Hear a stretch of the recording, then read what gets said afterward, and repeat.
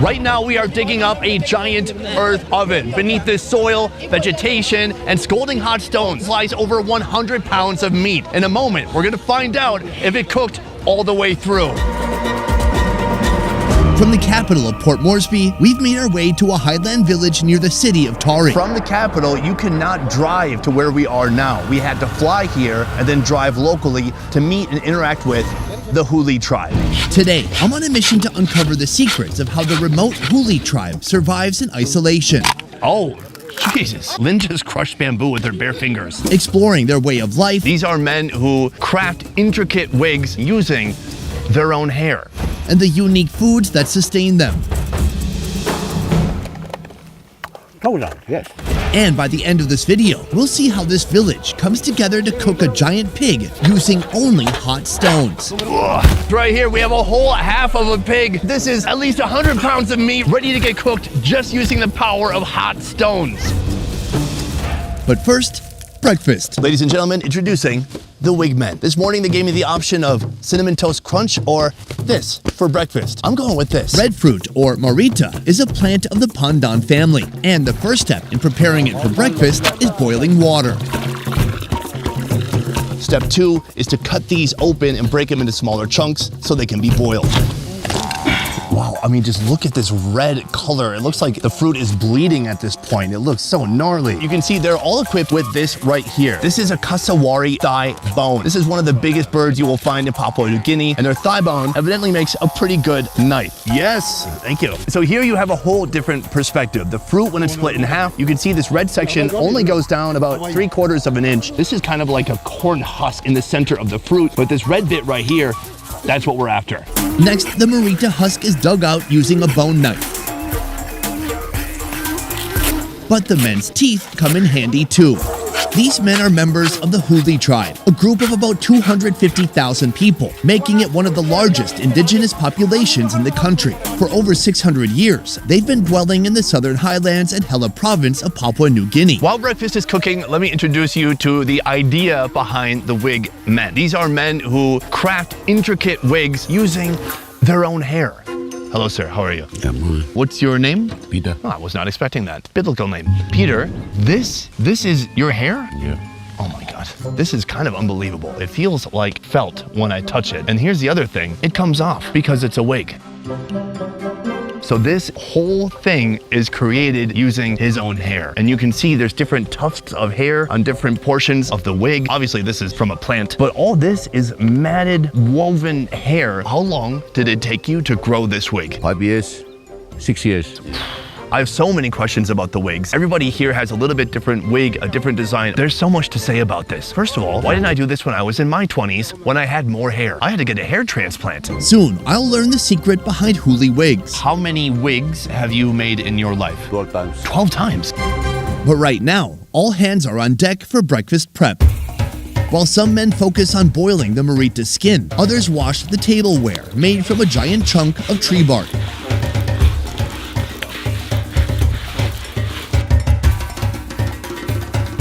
The red fruit has finished boiling, and right now they are stripping the seeds off of the outside. It looks incredible. It's literally dyeing their hands red as they do it. Now, soon they're gonna be squeezing these seeds to extract the juice that's on the inside. But in the meantime, I've noticed them taking little bites here and there. Peter, you can eat this? Oh, he did not hesitate. So this was like the inner, oh wow. My fingers are red and oily now. I can't believe how oily this feels when it touches your skin. So this is a very thin portion of the husk that was holding all the seeds. I'm gonna give it a shot. The seeds are hard. It's very crunchy. It's like a water chestnut a little bit, and the way it's crispy. The flavor, I heard earlier someone say it was sweet. It doesn't really taste sweet. It just tastes really fibrous. There's not a ton of flavor to it. The kiddo here, he's going to town on it. See, parents, teaching your kids to not be picky about foods, super easy. More? Look at that smile. He loves it. The final step, squeeze the red seeds with water and salt. Around here, this is a luxurious breakfast, considering the marita season only runs from October to March. The everyday alternative is cow, a kind of sweet potato. In times of food shortages, the Huli people may resort to eating cow 3 times a day. 1, 2, Hey! Do you know why we do that? Because we are happy now for the shooting now and we are prepared. That's right, because we're happy. And also to match up the audio. This is Matthew. Today he'll help me connect with the Huli men. Though his upbringing was more modern, his ties to his Huli roots have not faded. Right here, we've crafted some spoons. Yes, this is made of mareta leaf itself, and this is a temporary spoon. This is an interesting food because how it works is there's these big seeds and there's kind of a gooey gravy sauce that's developed around them because the guys were squeezing it. So now it's very viscous and thick around the seeds, but you don't actually eat the seeds. We don't. Oh, wow, that's a big bite. I took a micro bite. So I can see they're chewing on it, masticating it, and then you just spit it out. So sweet. The seeds are very hard. You have to hold the seeds. Hold on. Yes. You have to hold the seeds kind of with your teeth and suck to get all the juice, like strain it out with your mouth. And then you get that juice, which is almost more like a paste at this point. It is a little bit sweet. It almost has like a tomatoey acidity to it, but it's oily too and heavy. And what's weird is it kind of irritates my throat. It's not like it's spicy, but it has this feeling on my throat that's like, makes me want to clear my throat. Does it hurt your throat a little bit? But you like that? I like it. I want to chew more. Oh, wow. If you thought that course was peculiar, wait until you see the women's food. Is that blood? Yeah. What? Speaking of, let's talk about the ladies. Matthew, where are the ladies? Oh, they are prohibited. They are not allowed to enter men's area. It's our tradition. From the creation of their tribe, Huli men and women have been living separately, even those who are married. Events like weddings, harvests, and clan meetings bring Huli men and women together, with gatherings often centered around a giant feast, like the one we'll see later today. Soon they're gonna light a fiery pit. That's gonna heat up a bunch of stones. That's gonna eventually cook him. But even at feasts, men and women eat separately, and each with their own assigned foods. What is the purpose of keeping men and women separated? Women are not good to look at or even to talk to or even sit together and eat together. They are known as dirty creatures.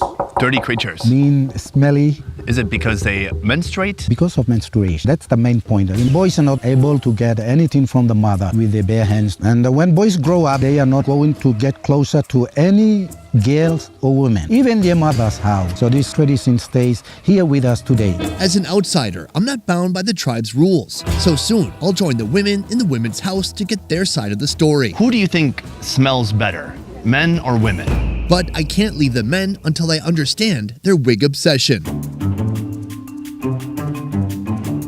Matthew, right now we are in the boys' house. What exactly happens in the boys' house? There's a special sheep there who look after young men, discipline them, and at the same time, look after their making or wig growing. Once the Huli boys turn 4, they leave their mother's care and move into the men's house. Then at 14 years of age, they attend wig school. To participate in wig school, they go to a place where there is a creek. That area is kept sacred. No women or girls are allowed to enter that place. Every morning before 6, they go out to the creek and then they spread water out their hair. When they keep giving water, they use some magic spells for the hair grow. But does that magic spell work for old guys? Because I noticed some of these guys are kind of bald now. His hair has been grown already. He will never go back again and grow the second time or repeat. When the boys' hair is long enough, they use bamboo bands to shape it like a mushroom. Eventually, their hair is clipped close to their scalp, creating the renowned Huli wig. Bird feathers are then added for a little flair. Huli men can grow several wigs in their lifetime, and the shape of their wigs shift from a mushroom form to that of a bullfighter's toreador as they grow older. Peter, how many wigs have you made in your life? 12 times. 12 times. Yes. All misalnya. He sold it. He sold it? He showed it for to others who doesn't have it. Or to tourists. Do you sometimes wish that you had your old wig? No. And make some money. He said, I make some money. I made some money. But now you have one wig remaining. Will you ever sell this wig? That's for his lifetime. Until he dies. He will give pass it to his child. I'm absolutely fascinated by the culture and lifestyle here. But at the same time, I want to see how the women are doing. Lately. To thank the Huli women for their warm hospitality, I've gifted them several chickens, which they promptly transformed into a hearty stew. To prepare this dish, first the women slaughter, feather, and remove the organs from my gift. All the wind Next, they grill the chicken and its intestines over an open fire before chopping them up and adding them to a giant pot full of greens and starches. Inside that pot, we had some chicken, sweet potatoes, and a banana, some cabbage, pumpkin leaves, chocolate leaves, broccoli, carrot, onion, gingers are ingredients. That's all come from the garden. So right now I'm in the lady's house, is that correct? Yes, you're right. Ordinarily, men are not allowed into the woman's house, but today I am. Is it because you don't see me as a man? No. Oh, okay. Just checking. Finally, with the men out of the picture, I learned more about the life of Huli women. One thing I've learned already is that the ladies smoke. Can I smoke a woman's pipe? You can.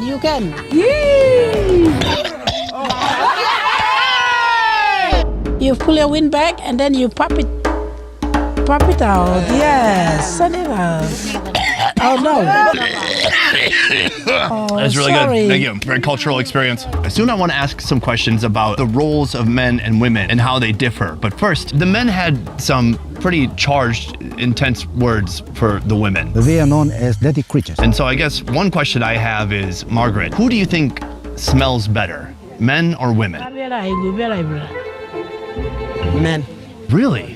Men sleeps in a men's house and they start growing the hair. They wash every day and they look clean every day. Women don't wash every day. They sleep with pig. That's why they don't look nice and smell nice. Traditionally, Huli women are responsible for caring for children, tending to gardens, and raising pigs for the community, while men handle building houses and hunting to provide for the family. But some mothers, widow mothers and children, they have problems.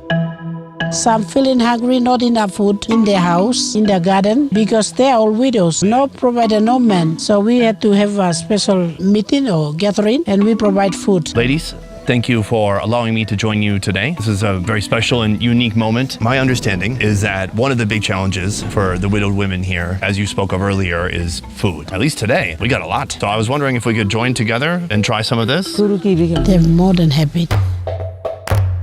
This is what I like. There's a lot of stuff in here. There's vegetables, there's cabbage, there's potatoes. The first thing everybody grabbed was chicken. Everyone goes for the meat. The food is delicious. The chicken, beautifully stewed. It tastes like all the vegetables it's been stewed with. It tastes like cabbage and broccoli. Sounds like she likes it. He likes it.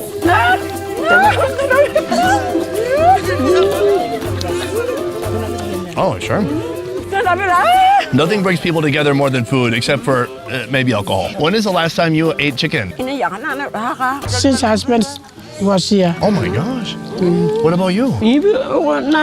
Only for one birthday I'm invited. Oh my God. What kind of food are you usually eating since your husband passed away? They're eating cocoa. Just only sweet potato. Yes, with some greens and pumpkin leaves. When a Huli woman loses her husband and provider, sustaining even the most basic living conditions becomes nearly impossible.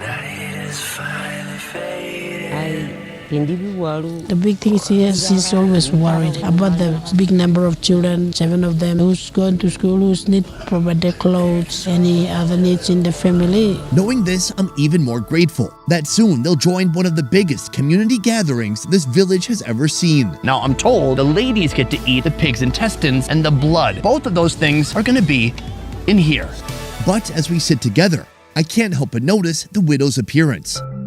There's a tradition here for widows that you won't find almost anywhere else. Can you tell me what happens after a woman's husband passes away? After the woman husband died, they go to a woman's house. They put on a widow clothes. So there's kind of a net material she's wearing and a grass skirt. The biggest, most notable thing would be the white clay on all their faces. After the husband's death, a widow will dress this way for 1 year, believing it will hide her from her late husband's spirit and help her move on. Even the children also, they all dress in widow clothes. There's a respect of the husband. She also wears a seed necklace, removing 1 seed daily until her mourning is complete. They will stay around the area for at least a year. Within a couple of kilometers. Yes. However, the mourning ritual doesn't stop them from attending village celebrations. So you've met the men, you've met the women, and now we're gonna witness the most epic feast that can take place among Huli tribe members. Start of the show right here.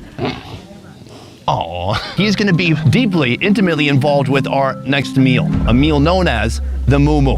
The mumu, an ancient earth oven method of cooking that requires a load of stones, wood, and fire. Soon this entire portly pig will be buried underground and cooked solely by the heat of hot stones.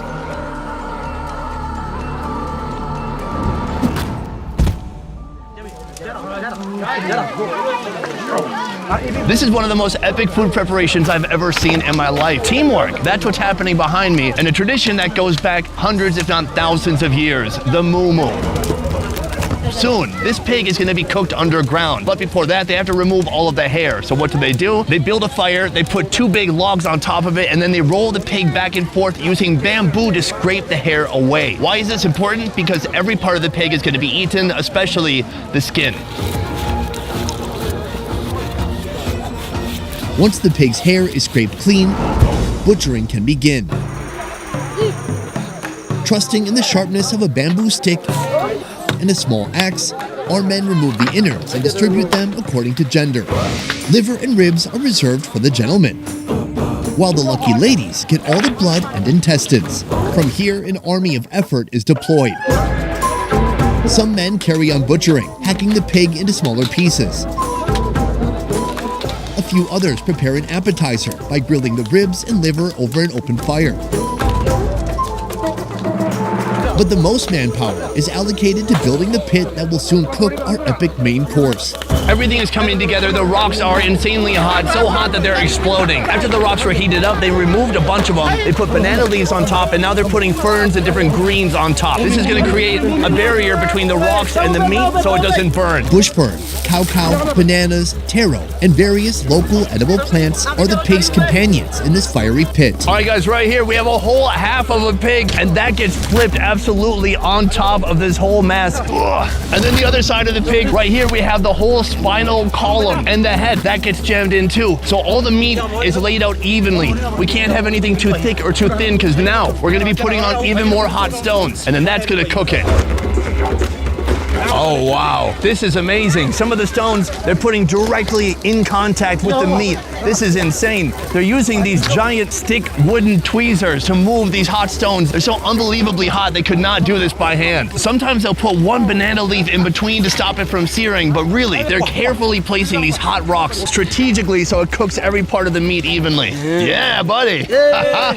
This is like the energy here. Everyone coming together for a common goal. Everyone's so pumped. Oh, now even more vegetation going on top.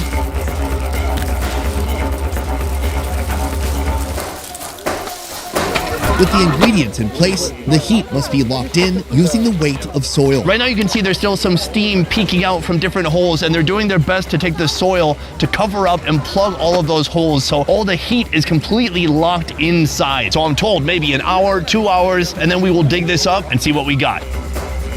Right now, our appetizer is ready. All right, folks, our meal today has some staggered courses, some eaten by men and some eaten by the ladies. Right here we have some parts that are meant just for the men. You've got the ribs, you've got the liver, and then we have some back leg meat as well. First of all, the liver being cut up right now with this bamboo knife. Oh boy, this liver is pretty black on the outside. This pig was a heavy drinker. I got a pretty chewy piece. You like it? It's good? Right here, we have some ribs. Earlier, when I was talking to Matthew, I said, why are the ribs dedicated to men? Because that's a really good part. And he said, no, it's the best part. So I thought there was something maybe more spiritual involved. Turns out it's really yummy, so they want to eat it. I say, that's pretty delicious. The meat, it's amazing because there's nothing on it. It's basically just pig and fire. It's the most basic elements known to man. Protein, fat, charcoal, fire. That's it. It's smoky. Some of the fat has charred a bit, giving it a little bit of a delicious burnt flavor. It's juicy. People like to shake hands when they eat here. They get so pumped, they start shaking hands with each other. Yeah. Now, I want to point out something while we're here. You have met a lot of the Whig men, but before Whig men became men, they were Whig students. This gentleman is a Whig student, so right now he's got about 1 inch of hair going, and it's going to take probably a couple more years before his wig is finalized. One day this is going to look like this. But you're looking good. Good progress, man. Yeah. So from here, we're going to finish up our snack for the boys, and then we're going to show you what the ladies get to eat. Right here, we have some food meant just for the ladies, huh?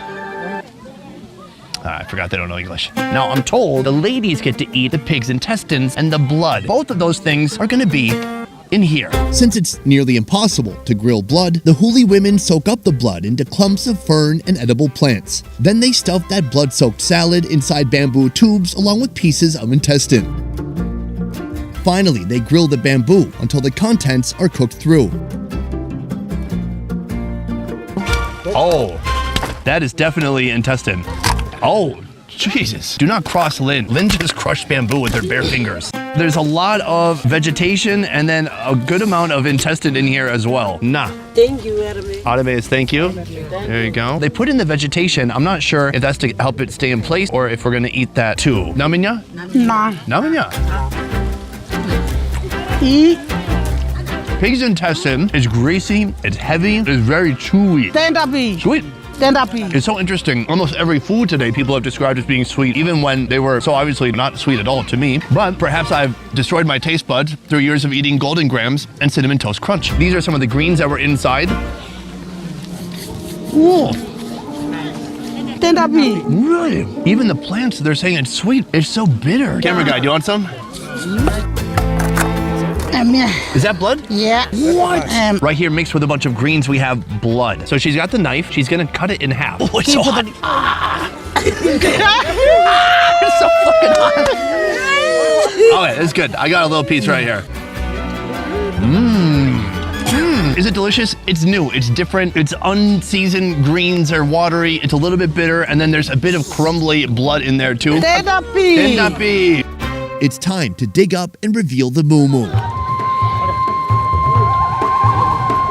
Right now you can see the steam absolutely pouring through the soil in any vents that it can. There's so much heat inside that is pent up. I can feel it coming out of the ground right now as the rain comes down upon us. We hope that this meat has cooked all the way through. Oh, wow. We are getting really close. Slowly, they're revealing the pig. As you can see the shape of the body right here, the back leg. Oh, is that the head? Right here, we have the head. He's digging it out. We got to find out soon if it's actually cooked all the way through. The food is moving to the eating area. All right, the other meat's coming in hot. Boom. This is the final result right here. We have the pig's spine right here, and then over here, 2 halves of the pig. This thing is thick. That's looking pretty cooked through right now. Yes? Yes. In a moment, they're gonna divvy all this up, cut it up, split into small groups, and then everyone's gonna start eating, even though it's raining. I think it's going down no matter what. The food is cooked, people are happy. We gotta make this happen. The last thing to get dug up is all these vegetables. We've had sweet potato, he's eating some of those bitter greens, and I've got this right here, a banana. The most potatoey, starchy banana I've ever had in my life. All this food is delicious. I swear it's a different flavor than if you just put it in a pot and boil it in water. It's taken on some of the flavor of those greens or maybe the pig or maybe both. These sweet potatoes are so delicious and warm and steamy, which is nice on a semi-rainy day. But from here, the meat.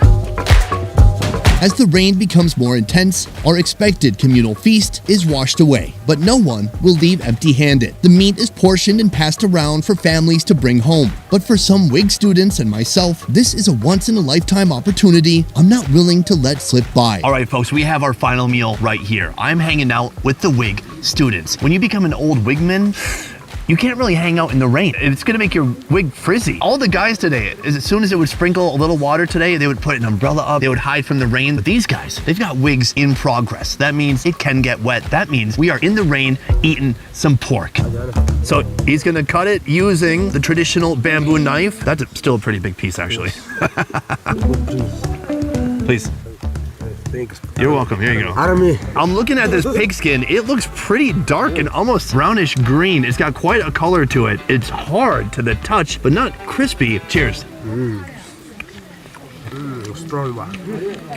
That was a fat pig. That is pure, greasy, oily fattiness, plus kind of a crispy skin. It's not crispy in the traditional way. It's not like crackling skin. Super oily, fatty, and then the skin is really tough. Guys, take a look at this beautiful piece right here. That is the whole front leg. Oh, some of the meat came right off of there. Okay, amen. Yeah, please. Here. There you go.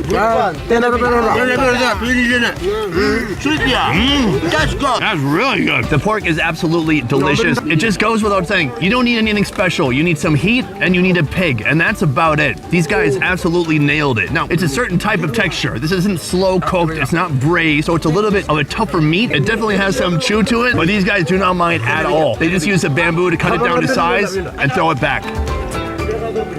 Awesome. What you see here is the spirit of Mumu, as far as I understand it. It's about camaraderie, people coming together, the community, the culture, everybody in the area enjoying a meal together. It's energetic. The Mumu does not work alone or with one family. It has to be a community thing, especially if you're doing it at this scale. Tendebi. No idea. Hungry for more fun food videos? Join me at more Best Ever Food Review Show, a channel that's unfiltered, raw, half the quality, and twice the fun. You walk away and come back. Oh, look, the server. Subscribe now and you probably won't regret it. How do you say pig? No, To me, a pig is a yes go, but here, no go. And then this part here, this, no, tini, and then this. naminya, No go, tini, namanya. Opedako, naminya. Okay. Potawa. I'm stuck at 3 words. That's about my capacity per day. Boom, that is the end of video number 2 here in Papua New Guinea. An amazing experience hanging out with the Huli tribe. Wow, a wig made out of their own hair. I should have done this in my 20s. What a missed opportunity, and now I feel like it's too late. If you thought this series was winding down, oh no, we're just getting started. Before we go, I want to say a huge thank you to Travis and P&G Experience for managing and planning logistics for this trip. P&G Experience offers intimate tour experiences, connecting you with the people and culture of Papua New Guinea. From kayaking through rolling surf breaks, savoring mouth-watering local seafood, or discovering the lost relics of World War II, there's a tour for every traveler. Thanks also to the Papua New Guinea Tourism Promotion Authority and Air New Guinea, the national airline of Papua New Guinea. That is it for this one. Thank you so much for watching. I will see you next time. Peace. When I pass away, moo my body. No one has to eat it. They could. But moo me, please. Thank you. Bury me in a moo grave.